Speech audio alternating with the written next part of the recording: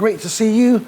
Once again, I am actually now introducing another part of an occasional offline series in which I am meeting accomplished people who are talking about their lives and their careers and their inspirations, and at the same time also a little bit about offline. And I'm delighted to say that today I am being joined by Hannah Shergold, a very talented artist who will be talking a little bit about her work and indeed her association with the Born Free Foundation. So, Hannah, here we are. Thank you. A very successful private view the other day, in which indeed Virginia McKenna, who is one of the founders of the Born Free Foundation, was here to talk about her work. Tell us a little bit about, obviously, how you came to meet her, and obviously your connection with the organisation, and indeed the art you have created for this show. Well, I did some fundraising for the Invictus Games last year, and this year I was looking to fundraise for a conservation charity.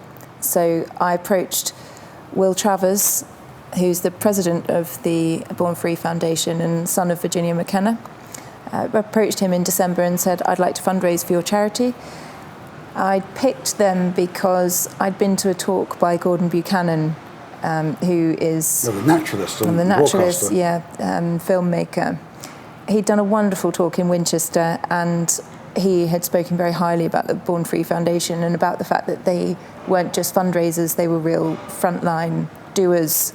They used the money very efficiently that they were able to get their hands on. So I approached Will Travers, and I offered to partner my solo exhibition in London with their foundation and raise money for them, which they were delighted about. But it also gave a focus for me for what I was going to paint. And so I started the collection in January and spent 4 months painting it, and the theme was all wildlife and with a Did you have an affinity with wildlife, particularly before Born Free came into your life? Were you recreating images as well?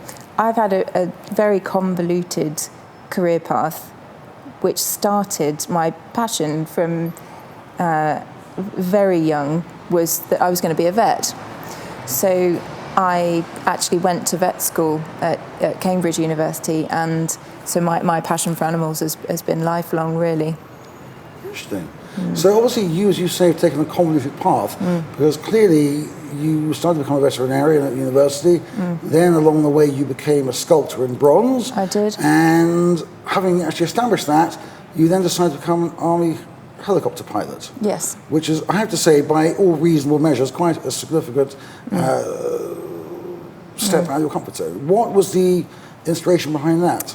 Well, the triggers for change have been a mixture, really, of either not being satisfied with what I'm doing at the time and wanting to change it, or forced change. The change from veterinary into sculpture was that I wasn't content with what I was doing. I was really passionate about doing art and more of it, and so I moved into sculpture then. But the sculpture business ran into the 2008 credit crunch, and it didn't survive. So frankly, I needed a job, and I was at a stage where I could have either used my Cambridge degree and gone for a job in the city, or I could do something completely off the wall at an age where I was still able to do it, and so I decided to join the army. But did you start thinking, I want to actually be flying, or did you think, I want to simply be in an organisation which will challenge me, take me to new places, or it was a mixture of both, really. I have a habit, I think, of applying for things because it's the most difficult thing you can possibly do. And I was very conscious that I wanted to make sure I wasn't just going for flying because it was the hardest thing you could get into. So I made myself choose 3 different corps or regiments within the army that I would be really happy with, one of which, my first choice, was the Army Air Corps, to be able to fly. So when I went into Sandhurst, I knew what I wanted to do, but if I didn't get it, then I knew there were other things that I'd be able to go for as well. And bearing in mind, obviously, you, as you say, went right out of your comfort zone. What did you learn most of all about yourself, having actually left the army? Having left the army, I think I do quite a lot of reading about psychology, and I find it, in a sort of non-arrogant way, I find myself fascinating in the way that I process things, and I get a lot of things wrong. And what I like reading about is why I make those decisions and why I keep doing certain things and how I can stop making bad decisions. And as an example, I suppose the pilot training attracts a certain type of personality, tend to be very logical, very direct, and sometimes, particularly working in the art field, that doesn't work. I was going to ask you about the art, because obviously you're talking about your thought process and making mistakes along the way. So when you became a fully fledged artist and left the army, did you find you took some of that army training into the artistic process as well? Not necessarily into the artistic process, but into the business side of running an art business. I'm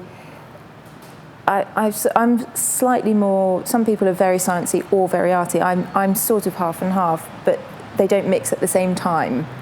I give myself 4 months to do full-on painting, and then I'll stop painting and use the sciencey bit to do all of the show prep, event prep, and really, delve into the marketing and the PR so that the show can be as successful as it possibly can be.